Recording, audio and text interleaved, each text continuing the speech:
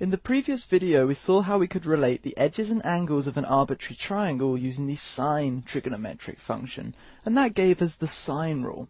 In this video, we're going to again be relating the edges and angles of an arbitrary triangle, but this time we're going to look to do so using the cosine trigonometric function. This is going to give us the cosine rule, which can be applied to slightly different scenarios than the sine rule, as we will later see. So just as we saw how useful the sine rule can be in the previous video, the cosine rule is equally as useful. It forms a different set of relationships which allows us to solve slightly different problems. Thus, by using the sine and cosine rules together, we can solve a much greater range of problems than if we only had one rule or the other. So let's start out by drawing an arbitrary triangle exactly as we did in the previous video. So we can draw out an arbitrary triangle very similar to the diagram that we had when we were proving the sine rule. And just as when we were proving the sine rule, we're going to need to name our edges and angles in this arbitrary triangle, and they're going to follow the exact same naming convention as we had with our sine rule. So if you recall, that naming convention is that edges have lowercase letters, so I could call this edge A, this edge B, and this edge C, and angles have uppercase letters such that the angle that sits opposite an edge shares the same letter as it. So here, this angle sits opposite lowercase a, therefore it's going to be uppercase A. This angle sits opposite lowercase b, therefore it's going to be uppercase B. And this angle sits opposite lowercase c, therefore it is uppercase C. Now, just as we did when we were proving the sine rule, we can create a line from our angle C down to our edge C such that it intersects that edge at a right angle. What that's going to do is it's going to split our arbitrary triangle into two right-angled triangles. And as we've seen many times now, we're able to apply a number of theories to right-angled triangles that allow us to relate various pieces of information of the arbitrary triangle. So I'm going to label this new edge as H. It sort of represents the height of our triangle, if you will. And the new point that we've just created, I'm going to label as D. Now, so that this doesn't get too cluttered and confusing, I am going to move C, which of course is the edge of our arbitrary triangle, this entire edge. I'm going to move that just down here. So just remember, C is, of course, this edge, the entire edge.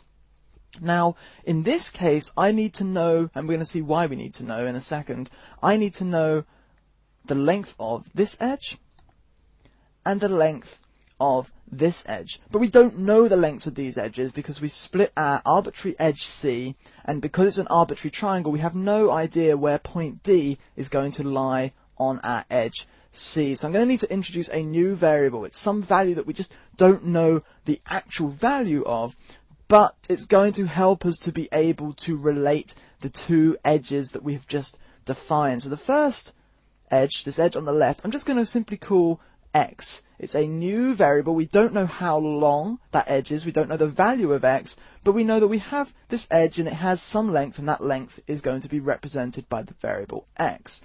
Why are we calling this edge X? Well, it's going to allow us to write the length of dB, the length of this edge on the right, in terms of the length of C, the entire length, and the length of AD, which we know now is X. Because if this is the entire length, to get the length of just this edge between dB, we need to subtract from the entire length the length of X. So hopefully you can follow that dB is going to have a length of C minus X. Now that we've got all of that in place, we're going to analyze these two right-angled triangles. Of course, the first right-angled triangle is ACD, the second is BCD.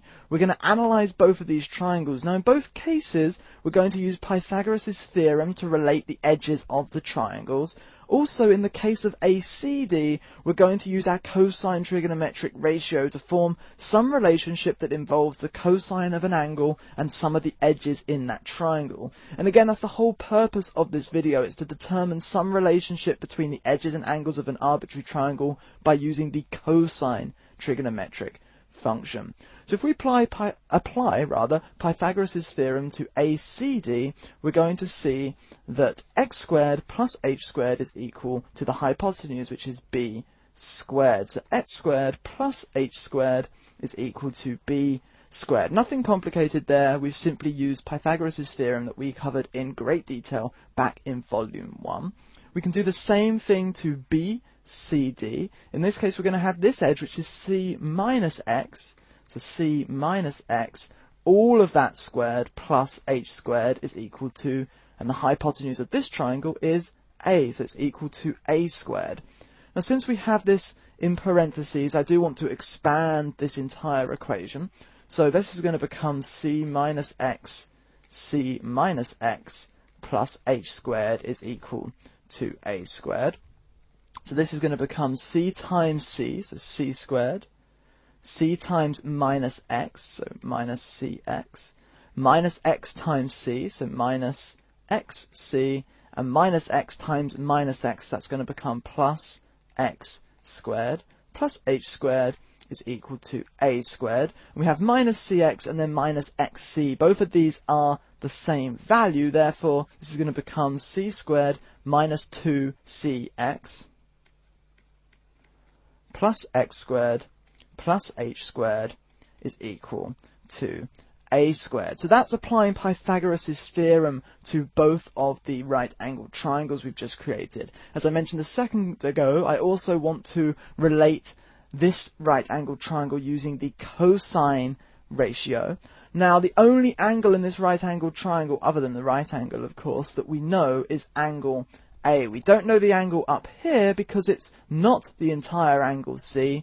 It is some portion of angle C, and we have no idea how big that angle is because we don't know, due to the fact this is an arbitrary triangle, how this line is going to relate to the angle C. Therefore, we're going to be relating our angle A, and we know that our cosine ratio is that the cosine of an angle is equal to the equal to the adjacent over the hypotenuse. So the cosine of an angle is equal to the adjacent over the hypotenuse.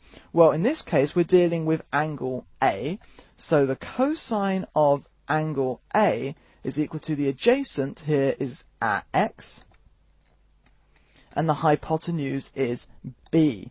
So the cosine of A is equal to x over b. Allow me to rearrange this to find the value of x.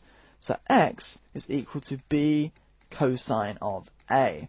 Now you may ask yourself, well, why have we done all these equations? We seem to have some equations all over the place. We've got two equations that came from Pythagoras' theorem, one here and one here, and then an equation that uses the cosine trigonometric function. Will allow me to rewrite two of these equations down with our trigonometric equation, and you're going to see exactly why we have taken these steps. So the first equation was x squared plus h squared is equal to b squared. So x squared plus h squared is equal to b squared. And then our other equation here is c squared minus 2cx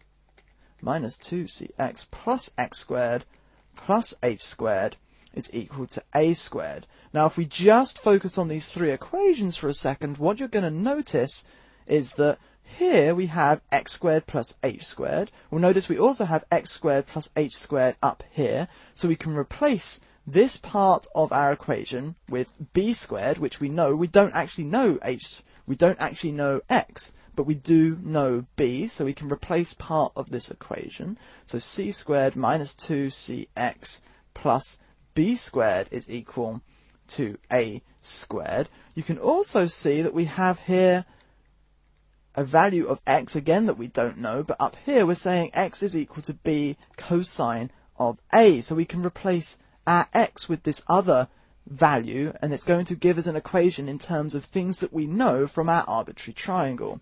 So c squared minus 2cb cosine of a plus b squared is equal to a squared. We can tidy this up just a little bit to get it into a slightly clearer form. So I'm going to say a squared is equal to b squared plus c squared minus 2bc cosine of a. This right here is our cosine rule.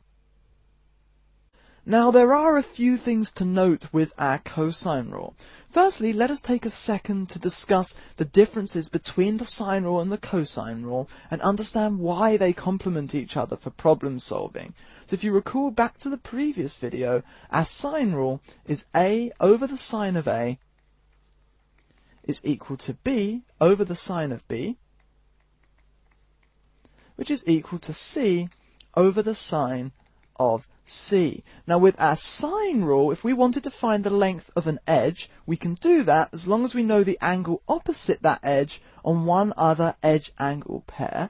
Likewise, if we wanted to find an angle, we could do that as long as we knew the edge opposite that angle, and again, one other edge-angle pair.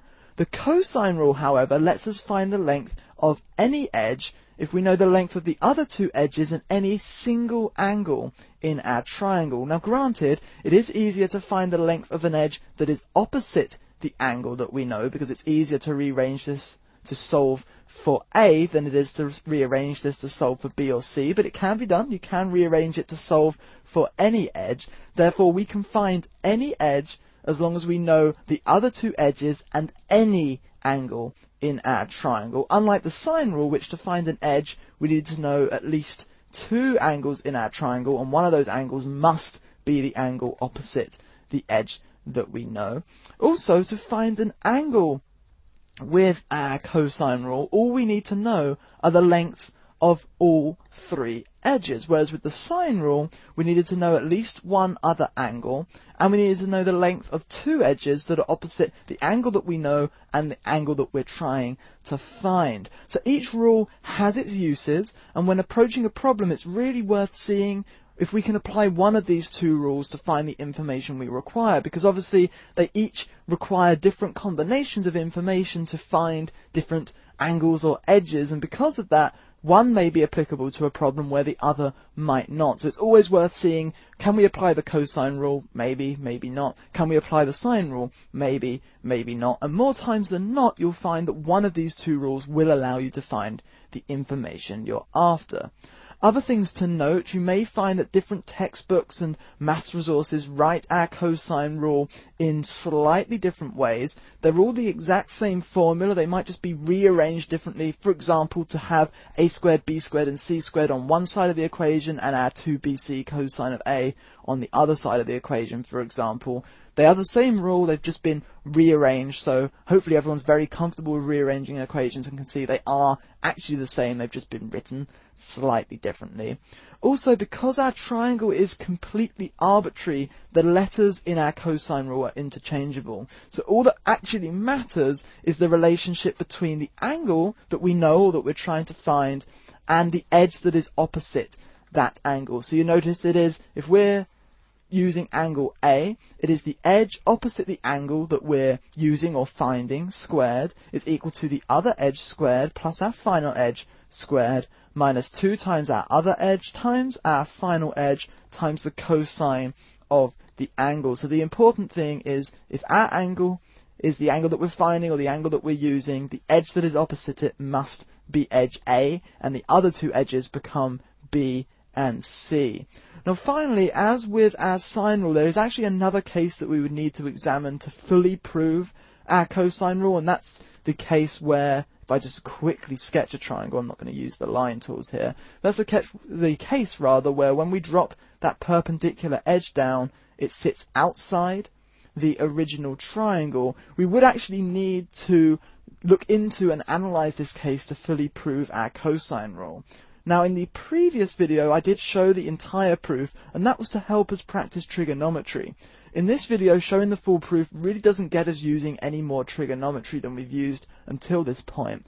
So if you are interested in the full proof, you can find it very quickly if you just search on the internet for cosine rule proof, but I'm not going to actually go through the proof here on the whiteboard. If you do look into the proof yourself, you're going to see it's very easy to prove that this other case of triangle behaves in the exact same way and that our cosine rule is valid for any arbitrary triangle. Alright, so let's practice using our new equation. So I'm going to bring up a new whiteboard so that we have a nice clean page to work on here. And I'm going to work through a couple of examples on the whiteboard, and then I'm going to set a couple of questions for you to work through on your own. So let's start out by drawing a triangle. So I'm going to draw something like this. There we go.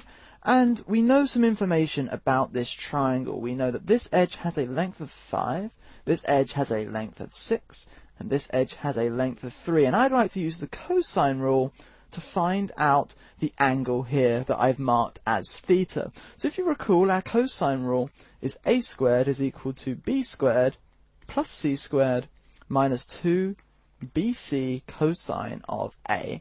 Now we're trying to find an angle using our cosine rule. That means that a must be theta, or theta must be a. It's our angle. And that means that this edge here must be our edge a, because it is opposite the angle theta. The other two edges, 5 and 3, can be b or c. They're interchangeable. It really doesn't matter as long as one of those is b and one of those is c. The important part is that our angle theta is a and our edge 6 is a. So as long as we keep that in mind, what we need to do is rearrange to find the angle a. So I'm going to start out by adding 2bc cosine of a to both sides of the equation. So we'll get a squared plus 2bc cosine of a is equal to b squared plus c squared. I'm then going to subtract a squared from both sides. So 2bc cosine of a is equal to b squared plus c squared minus a squared. Now we can see to get the cosine of a on its own, I'm going to need to divide by 2bc. So the cosine of a is equal to b squared plus c squared minus a squared divided by 2bc.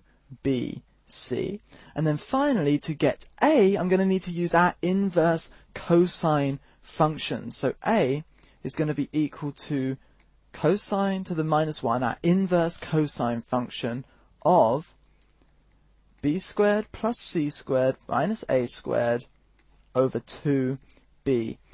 Now you'll notice, if you recall back to our inverse trigonometric functions video, the cosine inverse function returns an angle between 0 and 180 degrees. And therefore, because it returns an angle between 0 and 180, it's going to give us the single value for the angle that we're trying to find. Because we know all three edges, there is only one possible angle that will satisfy the angle for this triangle, because we know the lengths of all three edges. That defines an explicit triangle that has an explicit set of angles. And because of this, and because of the way the cosine rule is formulated, this is going to give us that single angle. Unlike the sine rule, where we're finding angles, and because of the way the sine rule is constructed, we have no guarantee that we have the correct angle, because sine returns between a negative 90 and positive 90, but an angle in a triangle can be between 0 and 180. Because the cosine rule returns between 0 and 180, it will only give us that single angle. So in this case, where we rearrange to find the angle, we're going to get the correct angle. There is only one value that satisfies that triangle. Okay, so we can put our values in. Again, remembering, of course, A is the angle we're trying to find, therefore the edge opposite that angle with a length of 6 must be our lowercase a. The other two edges can be b and c, it doesn't matter which is which. So a is equal to the inverse cosine of, so b could be, well, let's pick on 5 for b and 3 for c. So let's say it's equal to 5 squared plus 3 squared minus a was 6. Again, that's the important part. A is opposite our angle, so a is 6. Over 2 times b, which was 5, times c, which was 3. So if we work this out, we're going to get that a is equal to the inverse cosine of 5 squared is 25, plus 3 squared is 9, minus 6 squared is 36. 2 times 5 is 10, times 3 is 30. So a is equal to the inverse cosine of 25 plus 9 is 34, minus 36 is minus 2, over 30, which is going to be equal to the inverse cosine of minus 1 over 15. So we can use a calculator now to work out the value of A, which of course we know is theta, the angle we're trying to find. So A is equal to theta, which is equal to, if I bring a calculator up, I am working in degrees, so I'm going to take minus 1 divided by 15, so that's our ratio there, and I want to work out the inverse cosine of that ratio, so inverse cosine, and that's telling us that our angle is approximately 93.8 degrees. So our angle theta is approximately equal to 93.8 degrees. So you can see finding an angle when we know the three edges in the triangle is really, really easy with our cosine rule. The only thing we need to be careful of is the naming convention of our edges. We need to make sure the edge opposite our angle is named A, because our naming convention states the angle is capital A. Other than that, it's really very easy to use our cosine rule to find an angle. So that's finding an angle. Let's take a look at an example where we find an edge. So I'm going to bring up another new whiteboard. So let's hide out these guys, bring up a new layer, and I'm going to start out by drawing a new triangle for us to work with. So I don't know, something like this, and a layer to draw on. And in this case, we know this edge is 8 units long, this edge is 7 units long. I'm going to say that this angle is 70 degrees, and I'd like us to find the length of this unknown edge. Now again, our cosine rule is a squared is equal to b squared plus c squared minus 2bc cosine of A. Now the angle, the only angle in this triangle that we know is that 70 degrees. So that's going to be the angle which gets a capital A.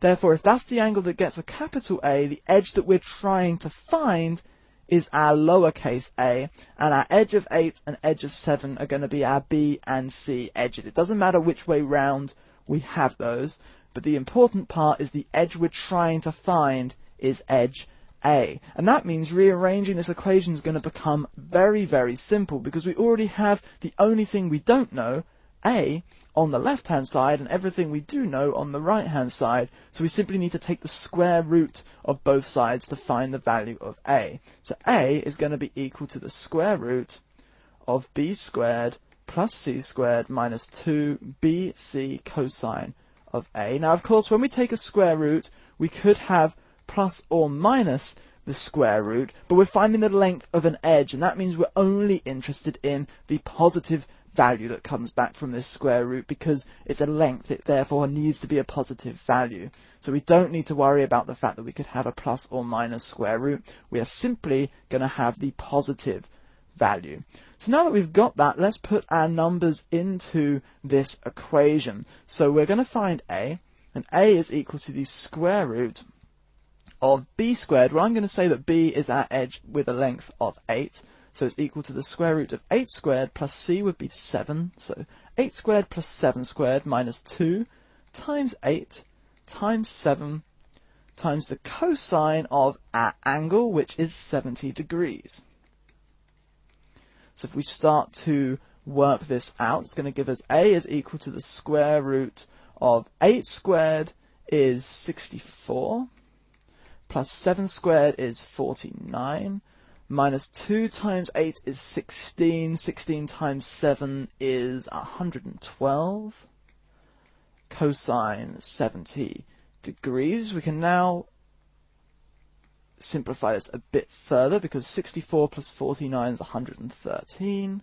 Minus 112 cosine of 70 degrees. I'm going to use a calculator now, so let's bring up a calculator. I'm first going to work out the value of 112 times the cosine of 70 degrees. So the cosine of 70 degrees, I am in degrees, so 70 degrees is 0.342. I can multiply that by 112, and that tells me that 112 cosine of 70 is 38.306, and then it keeps on going.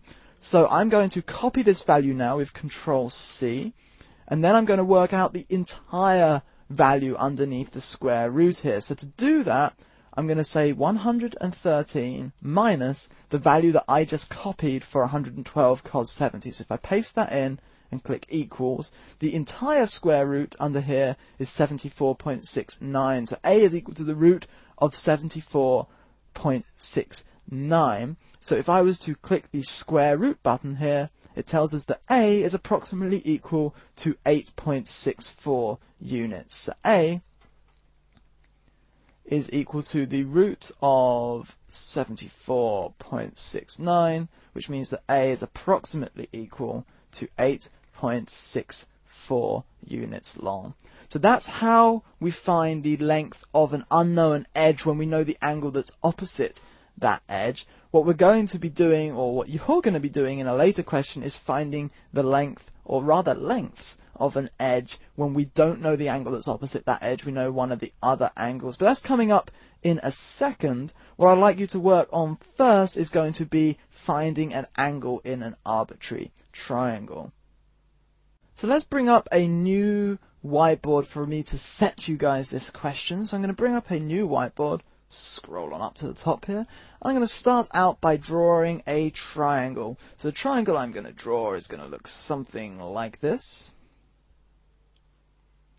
Fantastic. And let's bring up a layer that I can draw on.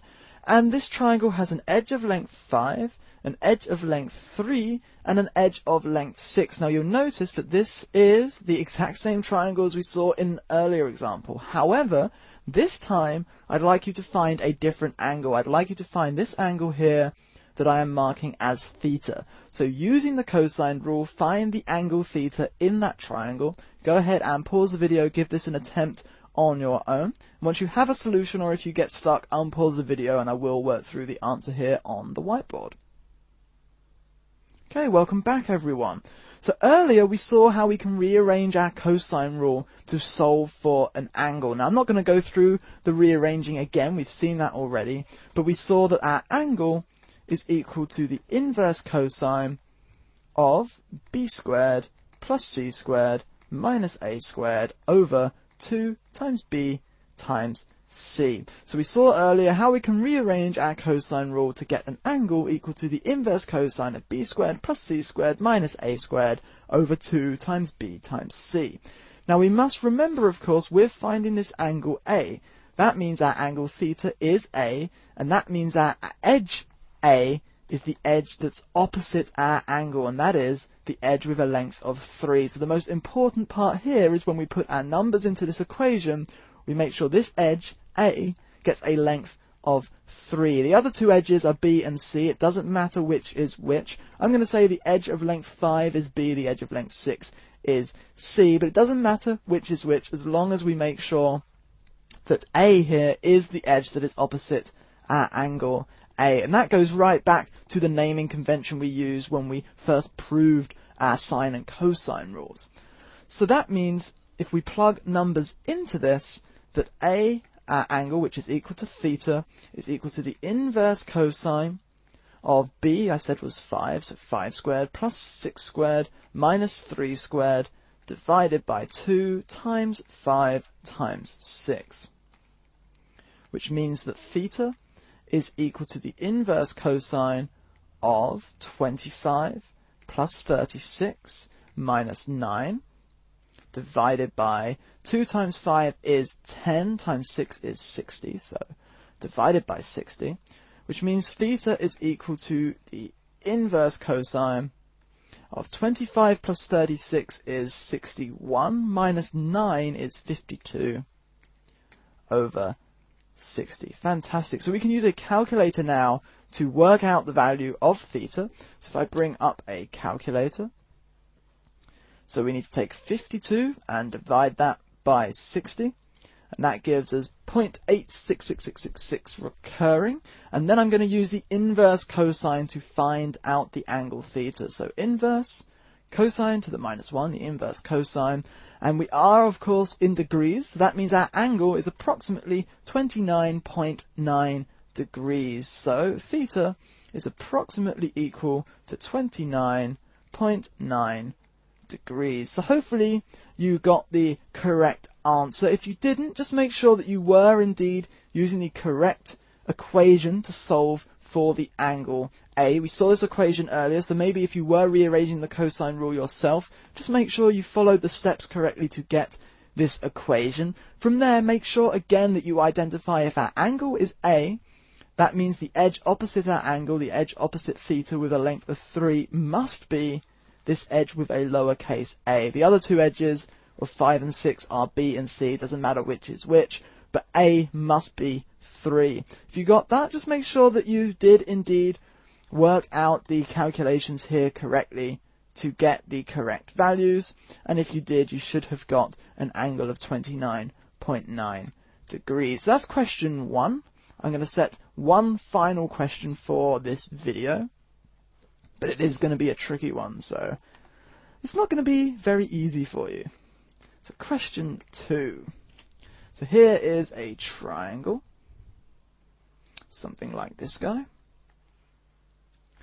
Fantastic, and I need a layer to be able to draw on.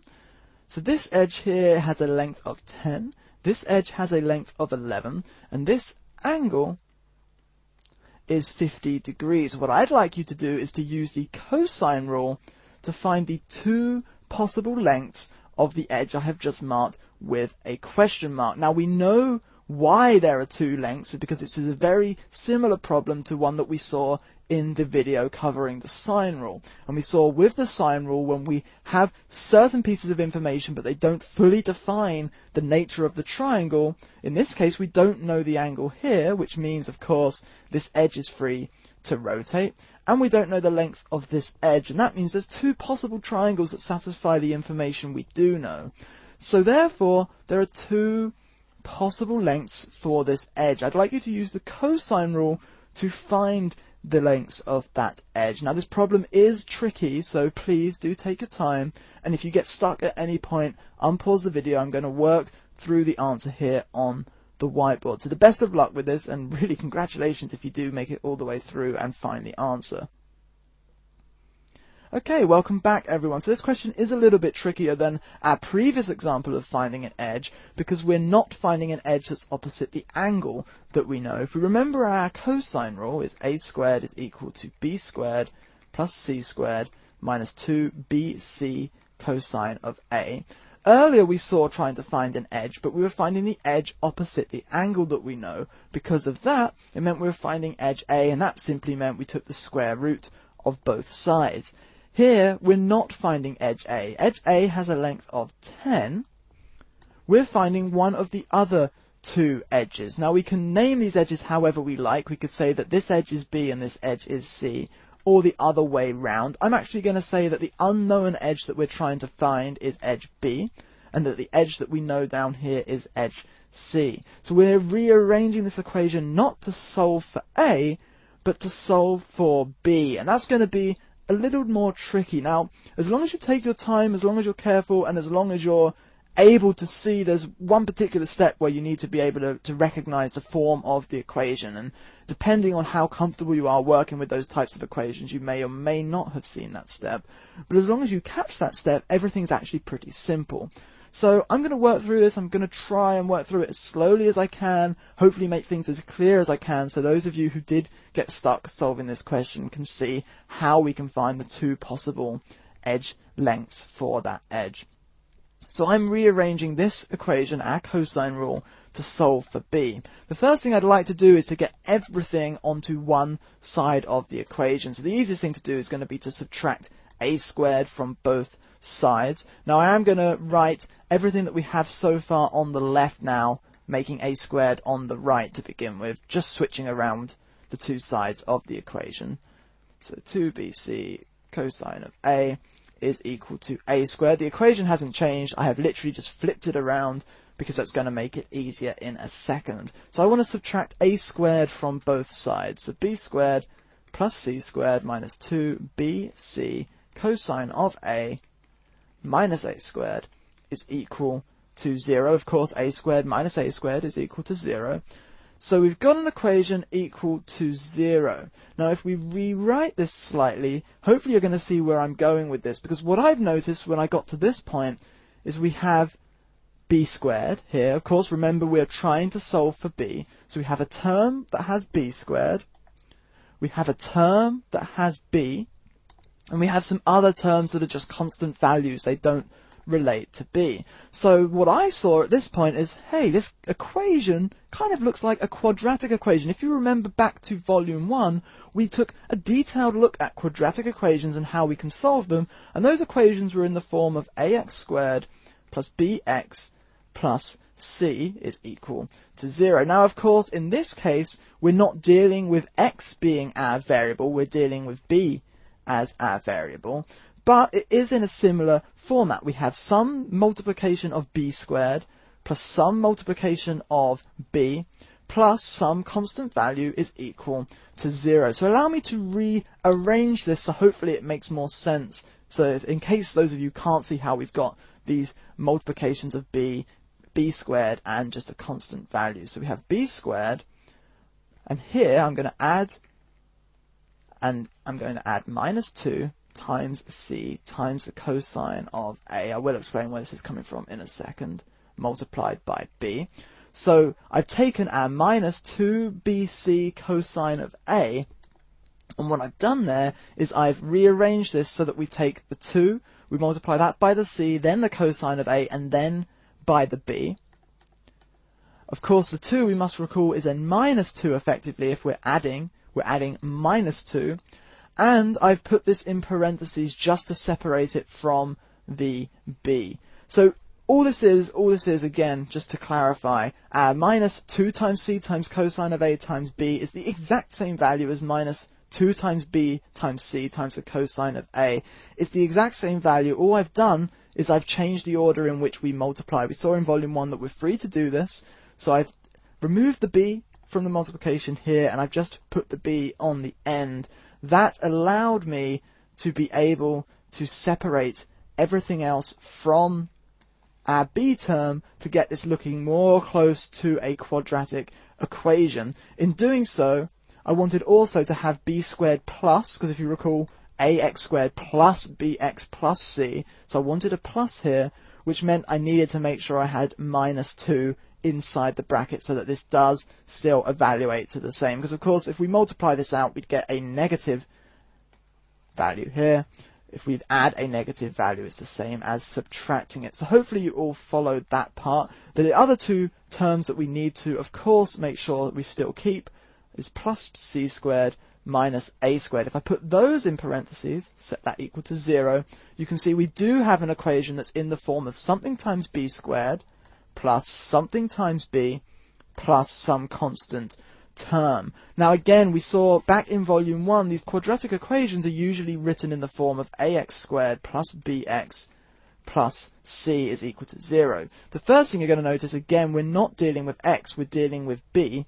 But the other thing you'll notice is that we can't use a, b, and c as the coefficients of x here, because a, b, and c are variables that are already in our equation. So because of that, and this may seem a little bit confusing, but of course variables are just letters. We can pick any letters that we want. So instead of writing ax squared plus bx plus c is equal to 0, I'm going to write db squared plus eb plus f is equal to 0. I've picked on d, e, and f because they're not variables that we already had in our equation. So if we write it in this form, that means that d is equal to 1 because we have 1b squared. E is equal to minus 2 times c times the cosine of a, so minus 2c the cosine of a. And f is equal to c squared minus a squared. Now we know the value of c, we know the angle a, and we know the edge a. Therefore, we can calculate the values of e and f using a calculator. So if we use a calculator, we can calculate the values of e and f. D is already known to be a value of 1. So this is equal to, well, let's bring up a calculator. So it's minus 2 times c. Well, c, if we recall, if I scroll back up, c, of course, is a length of 11. So it's minus 2 times 11, which of course is going to be negative 22, and that was multiplied by the cosine of a. A is 50 degrees, so it's minus 22 So I grab the calculator back. Minus 22 multiplied by the cosine of 50 degrees. So 50 cosine. The cosine of 50 is 0.642. That gives us that E is equal to minus 14.141327, and then some more numbers. Now, because we are going to be using this in a more complicated formula later on, I'm actually going to write this to more decimal places than I've ever done previously, and that's because we're not done working yet. We need to work with this value further, and so I don't want to simplify this down too much, because then we will introduce more inaccuracies in our result. So I'm going to write this as minus 14.141327. So minus 14.141327.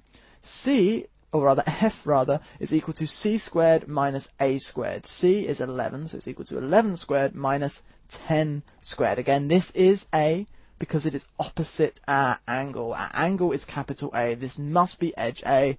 Therefore, it's 11 squared minus 10 squared. So I'm going to bring up a calculator. Actually, we don't even need to use a calculator for that. What am I saying? 11 squared is 121. 10 squared is 100.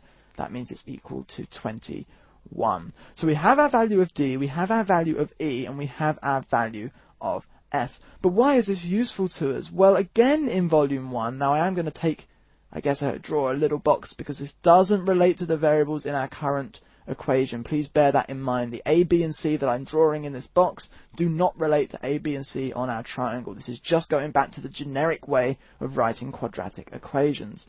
So we saw in volume 1 that ax squared plus bx plus c equal to 0 can be solved using the quadratic formula. We saw how we can rearrange this equation to get the quadratic formula, and it's solved giving us that x is equal to minus b plus or minus the square root of b squared minus 4ac all over 2a. But that's when we're dealing with solving for x and when our coefficients are a, b, and c. In our case, we are not solving for x. In our case, we are solving for b, and our coefficients are d, e, and f. So what does that mean for us? Well, it means that x needs to become b, a needs to become d, b needs to become e, and c needs to become f. So that means we're solving for not x, we're solving for b. So b is equal to minus, our b becomes e, so minus e plus or minus the square root of b squared, so e squared in our case, minus 4, a becomes d, so 4d, c becomes f, 4df, all over 2 times a, again a becomes d. So in the terms of our equation, which is db squared plus eb plus f is equal to 0, this gives us the quadratic formula of b is equal to minus e plus or minus the square root of e squared minus 4df over 2d. It is the exact same equation that we saw in volume 1 in great detail. It is still x is equal to minus b plus or minus the root of b squared minus 4ac over 2a. The only difference is that we have changed the names of the variables in our original quadratic equation, and those changes must be reflected in the solution to that equation. So I'm just going to cross this out so we don't get confused. We're not dealing with this. We are dealing with this being our solution. The b is equal to minus e plus or minus the root of e squared minus 4df all over 2d. So just as we did in volume 1, the first thing we check is that this value here, which in our case is e squared minus 4df, we want to check that it's positive. If it's positive, we have 2 solutions, and we should be getting 2 solutions because there should be 2 different lengths for the edge of this triangle. So we're going to take our values of d, e, and f. D is 1, e is a negative 14.141327, and f is 21. We're going to plug them into this part of the equation, and we're going to evaluate e squared minus 4df. So that's equal to, well, e is minus 14.141327. We're going to square that, and we're going to subtract from that 4 times 1 times 21. So let's bring up a calculator. Fantastic. So we've got minus 14.141327, and I want to square that. So that gives us about 199.977. I need to subtract from that value 4 times 1 times 21. 4 times 21 is 84, so I'm subtracting from that value 84. That's going to give me 115.977, and I'm just going to say 9771. So 115.9771.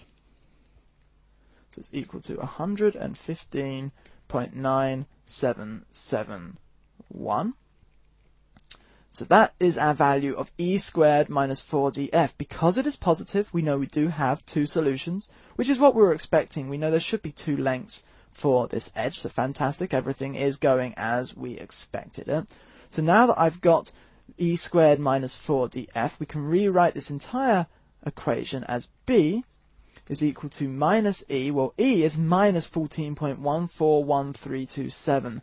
Therefore, minus 14.141327 becomes positive 14.141327, plus or minus the square root of our e squared minus 4df. We saw that's 115.9771, so 115.9771 divided by 2 times d. Well, we saw way back here, d is equal to 1, so 2 times 1 is 2, so divided by 2. So we can now use a calculator to work out the square root of 115.9771, so 115.9771.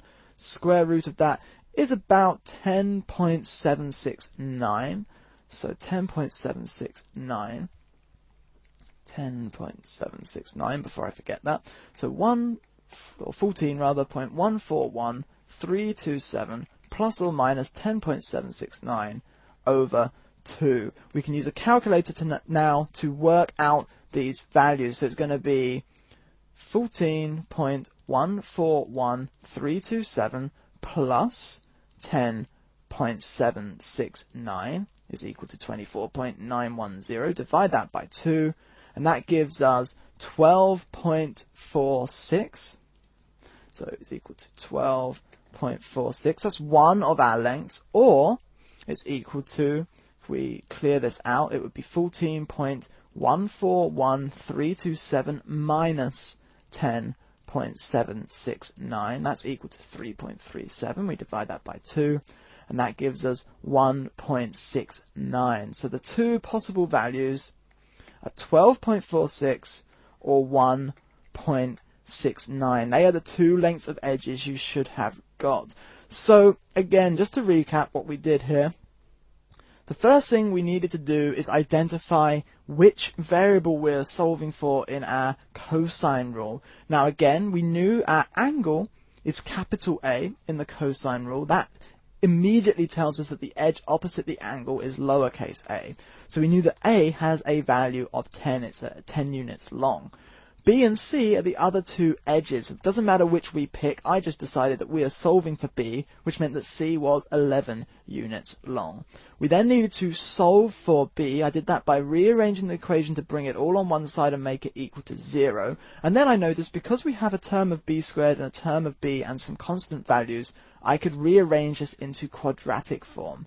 We saw in volume 1 how to solve a quadratic. Applying that but using the new names of variables we had in this form gives us the quadratic formula of b is equal to minus e plus or minus the root of e squared minus 4df all over 2d. We can work out the values of each of these various parts of our quadratic equation. We can plug those into the quadratic formula and we can use that to solve for b. So it's around 12.46 or 1.69, depending on how you wrote these values as you were working things out. Whether you stored them on the calculator or wrote them down on paper, you may have slightly different values, but around 12.6, or rather 12.46 or 1.69 are the two values that you are hopefully looking for. If you did get stuck at any point, really don't worry about it. This is perhaps one of the most complicated examples that we've looked at solving so far. Hopefully you got part of the way there, if not all of the way there, and hopefully my explanations now have shown you how to solve for an unknown edge when an edge is not opposite the angle that we know. So hopefully if you did get stuck, you now know how to apply the cosine rule in these kind of situations in the future.